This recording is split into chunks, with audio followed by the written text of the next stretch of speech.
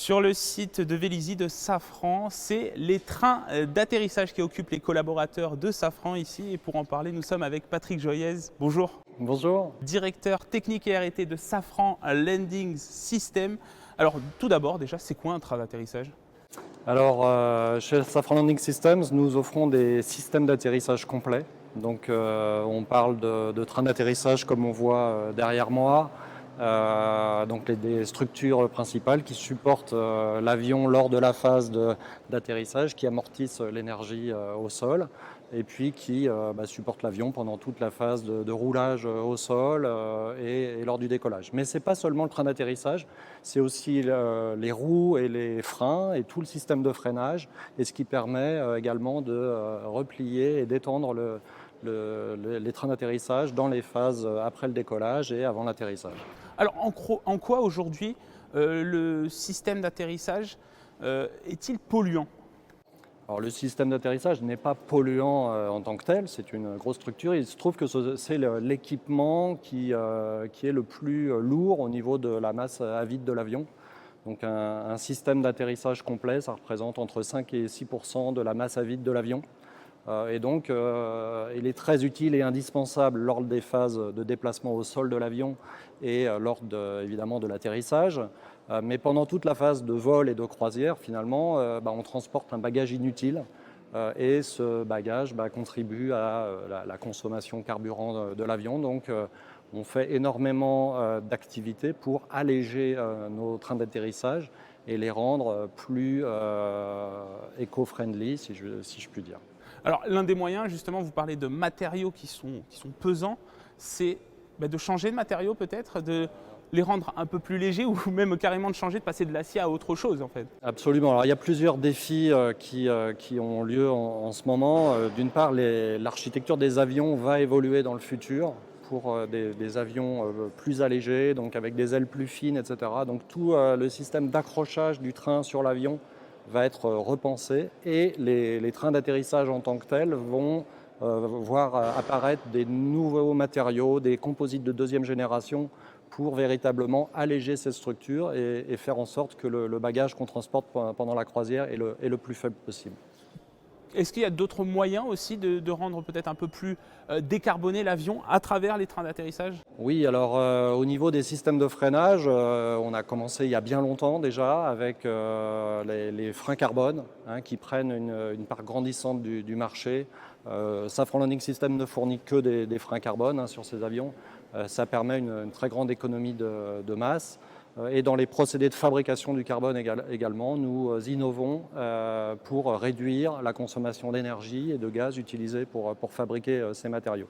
Une deuxième avancée, c'est l'électrification de nos systèmes. Électrifier les systèmes permet d'alléger la masse des systèmes hydrauliques de l'avion. Et donc c'est un véritable contributeur en plus d'améliorer la disponibilité opérationnelle des produits. Une question aussi, parce que Safran c'est un grand groupe, faire un avion sur les moteurs, travailler à la fois sur le moteur, travailler sur les trains d'atterrissage, il y a beaucoup d'éléments sur lesquels on peut avoir un pouvoir justement pour aller vers un avion plus vert. Comment vous travaillez tous ensemble, les différentes filiales, Safran Landing System, Safran Aircraft Engines, Safran Tech ? Alors, concevoir les technologies de demain, c'est un véritable sport d'équipe. On a ici sur le site de Vélizy plus de 600 ingénieurs et on travaille tous ensemble à développer ces nouvelles technologies.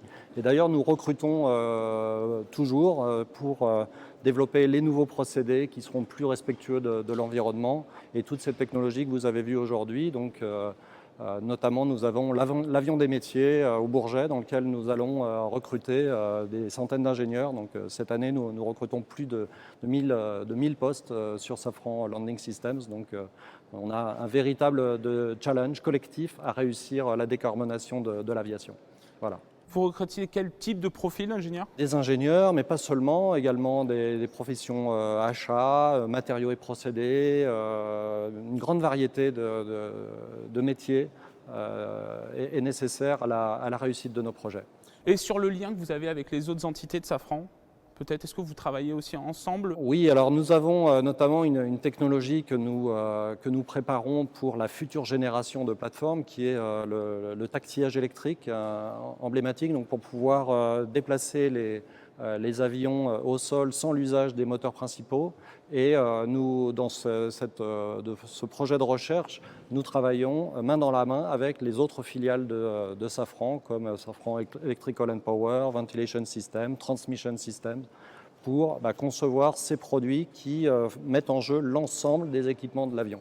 Et j'ai lu dans la presse qu'on pourrait même aller jusqu'à l'autonomie, c'est-à-dire qu'il y aurait le pilote toujours à bord, bien évidemment, mais que le taxiage, pour faciliter, disons, les choses, pourrait se faire de manière autonome, comme on a déjà la technologie dans l'automobile. Oui, c'est une grande avancée de l'aviation, c'est de rendre les opérations les plus simples et optimisées possibles. Donc l'automation permet justement d'alléger la charge des pilotes et d'améliorer les consommations carburant, l'empreinte environnementale. Donc c'est vraiment un grand enjeu de l'aviation de demain. Et c'est tous les travaux qui se déroulent ici, sur le site de Vélizy. Également à Vélizy, et puis avec nos collaborateurs dans le monde entier, évidemment, et avec l'aide des avionneurs. Nous ne travaillons pas tout seuls.